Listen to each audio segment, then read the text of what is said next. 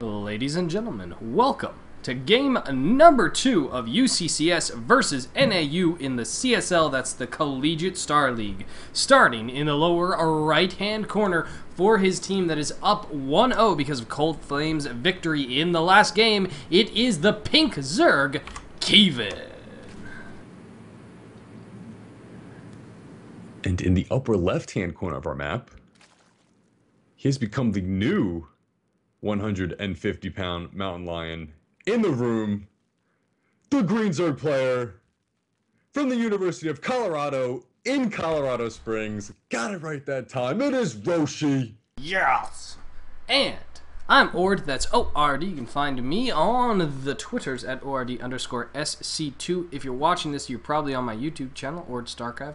Thanks for tuning in with me as a co-caster, as an awesome individual. It is DoomSC2 of SC2 Links. Doom, how you doing? I'm doing great, OrD. Yeah. We've got a ZVZ here. I was really happy with the play we saw from Cold Flame last game. It was very concise, crisp, decisive, and I'm very curious to see what the rest of our Collegiate StarLeague players have to offer here.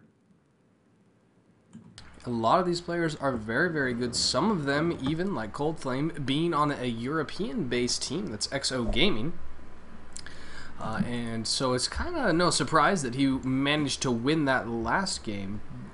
But right now, in this ZVZ, we've got a pull down first for Roshi, while Keevan goes ahead and puts that expansion down first. We've got the two very different builds here. Normally in ZVZ, you'll see some variation of a hatch and then a pool, or a pool then a hatch, but Roshi has opted to go for a very early spawning pool, and his first gas was taken early as well. And okay, he was just using the drone for the extractor trick, but he's made 6 lings at this point, so I'm assuming this was like a 10 pool. And he's going to go across the map very quickly. He's going to have ling speed very quickly here because he's already harvested 100 gas, and Keevan's in a lot of trouble. I mean, he's going to have a hatchery up, but what good is that hatchery going to be without lings that have the definitive speed advantage against you? Yeah, that's the hope. There's 10 more seconds left on the spawning pool, now 5. It will be completed in enough time to allow Zerglings to pop out. He has no idea it's coming at all.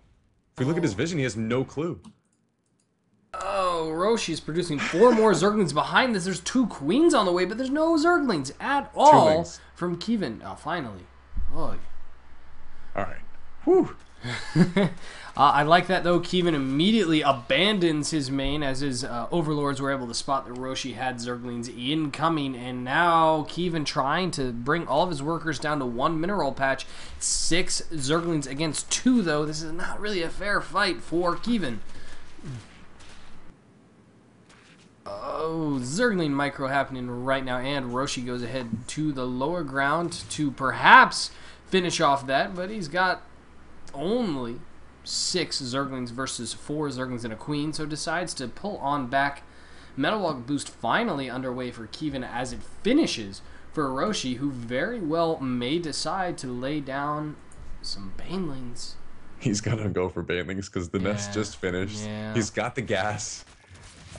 This is gonna get ugly here. Keevan is preparing with 2 queens though at the ramp. That's exactly what you want to do. If you can soak up some of the baneling damage with the queens, you're in pretty good shape, but that speed isn't done. And I'm very worried here for Keevan. He's gonna make a spine crawl at the top of the ramp, but there's no hope in sight for this low ground hatch. I like that Roshi keeps on moving in to stop any mining happening at the expansion, but this actually is a lot of Zerglings out of Keevan. As long as he stays defensive with it, with the spine crawler on the high ground, I think he'll be okay. But here come the banelings. And nowhere for these Zerglings to go. They don't have speed. He's going to use 2 of them on the queens, though. Another one explodes, doing nothing at all. Blow! Ah! Queens are going to go down, though, here, OrD, and that's actually a big deal because there's no queens on the mount for Keevan. He's not going to have the larva production that Roshi currently has.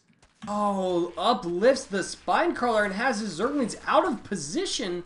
Keevan with some critical miscontrol there. He really managed to do well against the banelings and then allowed the remaining Zerglings to do quite a bit of damage, especially delaying his mining time. 16 lings just pop for Roshi here. He has 2 defensive banelings morphing at home, and he is going to have to either defend Keevan's counterattack here, or just try to drone up and get a drone advantage here behind this. Keevan's link speed has finished, but of course he does have banelings now too, so this can this can get messy really quickly, OrD. A lot of this can come down to the control of both of our players here. When we look at their APMs, both are buzzing and humming right now. Each income is slightly even, except for the fact that Roshi only has 12 harvesters right now. And Roshi is well aware that these banelings were just morphed. He's prepared banelings of his own and has not begun to saturate his main at all. As we look at the production tab, we see neither has produced a lot of drones recently. We're sitting at 15 to 16. Wow, this is a lot of pressure both players are feeling. Here comes the banelings. Against the banelings, I don't know. Oh, the Zerglings, half of them die. Queen does manage to target down the other one. Yep, way better for Roshi there. He got the upper end of that. He had less banelings and he came out ahead. But it's going to be an onslaught from here forth. Keevan has the slight drone advantage, so his income's a little bit better here. He did, of course, lose those 2 queens before. He has remade them, but yeah, Keevan has literally no drones in his main right now, or this feels so all in. Yeah, well done, though, by Keevan here, managing to sacrifice 1 Zergling to each of 3 banelings there. May get a 4th right. Ah, nicely done. Roshi with a bit of miscontrol, and now lots of banelings coming in out from Keevan. And they do okay. Not great, but they do okay. And now there's really no defense left besides his spine crawl and these queens. 2 banelings do finish up just in time to save one of the queens, but Zerglings from Keevan do get into the main. Roshi has to pull his drones. It's a bit of a change, turn of tables, if you will.